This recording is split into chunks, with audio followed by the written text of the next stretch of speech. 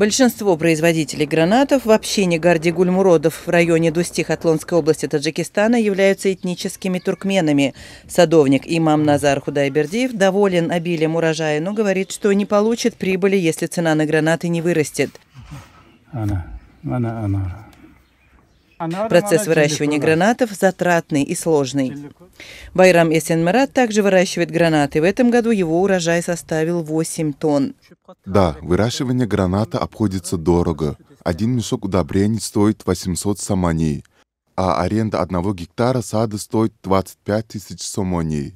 В этом году я вырастил 8 тонн гранатов.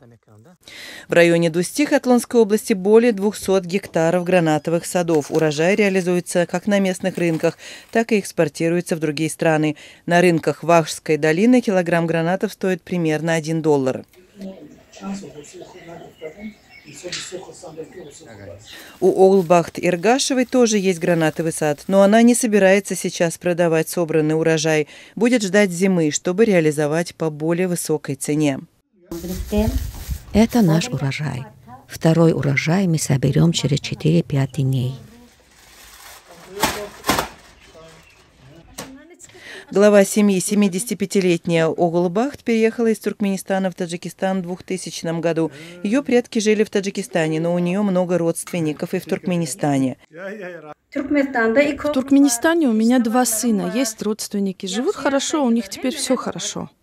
Оглбахт рада возобновлению сообщения с Туркменистаном. Говорит, что люди начали приезжать из Туркменистана и надеется, что вскоре сможет съездить туда сама. Дороги теперь открыты, оттуда сейчас приезжают. Мы тоже поедем, если повезет. Слава богу, дети есть невестки, 4 сына, 4 невестки, внуки есть, родственники и близкие. Слава богу, все в порядке. Они работают в России.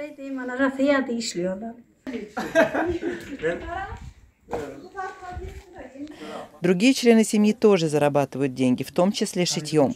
Молодая невестка шьет туркменские, узбекские и таджикские платья и говорит, что спрос большой. Заказов много, если успевать шить. Вышивка сложная, но остальное можно сделать за час.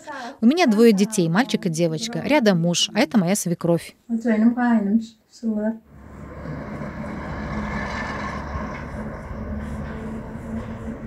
Айзада учится в 6 классе. Дома ребенок говорит по-туркменски, а в школе учится на таджикском языке.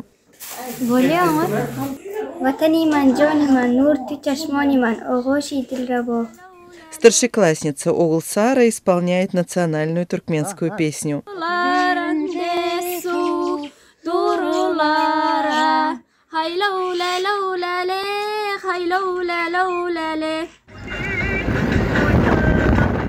Почти все жители 2 сел района Дусти туркмены, и многие говорят, что живут нормально и особых трудностей у них нет. Однако есть и проблемы. Таджикские туркмены лишились возможности посещать Туркменистан во время пандемии коронавируса.